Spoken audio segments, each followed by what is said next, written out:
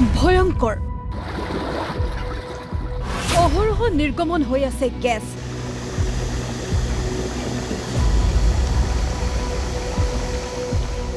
য'ত ত'ত হঠাতে জ্বলিছে জুই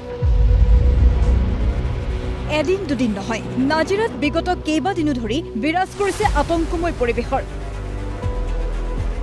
গেলেকীৰ নপাম বাৰুতীয়াৰ বিষ্ণুপুৰ আদৰ্শ গাঁৱত এই পৰিৱেশ ভূগৰ্ভৰ পৰা অহৰহ নিৰ্গত হৈছে গেছ শুকুৰবাৰে বিদ্যালয়ত এক অনুষ্ঠান চলি থকাৰ সময়তে এনেদৰে জ্বলিল জুই চিকিৎসা শিবিৰ অনুষ্ঠিত হৈছে তাৰ একেবাৰে নিচেই কাষত জুই জ্বলি আছে বুটবুটকৈ ওলাই তাত জুই জ্বলি আছে যিটো এটা ভয়ংকৰ পৰিস্থিতি হৈছে সমগ্ৰ গেলেকী অঞ্চলটোৰ কাৰণে দেখা পাইছোঁ সঘনে বিভিন্ন বেমাৰ আজাৰো হ'বলৈ দিছে ৰাইজক 20-30টা ঠাইত ইয়াত গেছ নিৰ্গত হৈ আছে আৰু এই সৰুজুকি প্ৰাথমিক স্কুলৰ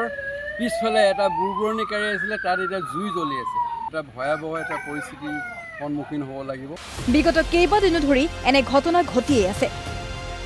গেছ নিৰ্গমন হোৱাৰ বহুদিন হ'ল কিন্তু গেছ নিৰ্গমন বন্ধ কৰিবলৈ সক্ষম হোৱা নাই ONGCৰ ভূমিকাক লৈ অসন্তুষ্টি প্ৰকাশ এতিয়া দেখিছো লাহে লাহে তেওঁলোকে অৱহেলাটো বেছি কৰিব ধৰিছে যিটো পইণ্টৰ পৰা গেছ ওলাইছে সেই পইণ্টৰ পৰা 1-1.5 কিলোমিটাৰ ব্যাসাৰ্ধত আপোনাৰ গেছ সবতে নিৰ্গত হৈ আছে ফায়াৰ ব্ৰিগেড এখন ৰাখিছে যদি ক'ৰবাত গেছ নিৰ্গত হৈ যায় তেতিয়া কি কৰিব তেওঁলোকে ইয়াত বিশেষজ্ঞ যিসকল আহিছে বুলি কৈছে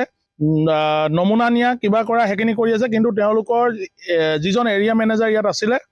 তেখেতে আমাৰ ৰাইজক আশ্বস্ত হ'ব পৰাকে একো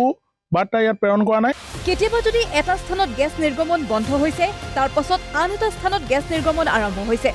স্থায়ী সমাধান উলিওৱাত ব্যৰ্থ ৰাইজৰ নিৰাপত্তাৰ সৈতে হেতালি খেলাৰ অভিযোগ কল CNMৰ ইয়াত কাম কৰি আছে দুজন কণ্ট্ৰেক্টৰ আছে এজন হ'ল আপোনাৰ ৰাজু আলী এজন হ'ল বিজু আগলা সুৰক্ষাৰ ক্ষেত্ৰত স্বাস্থ্যই হওক বা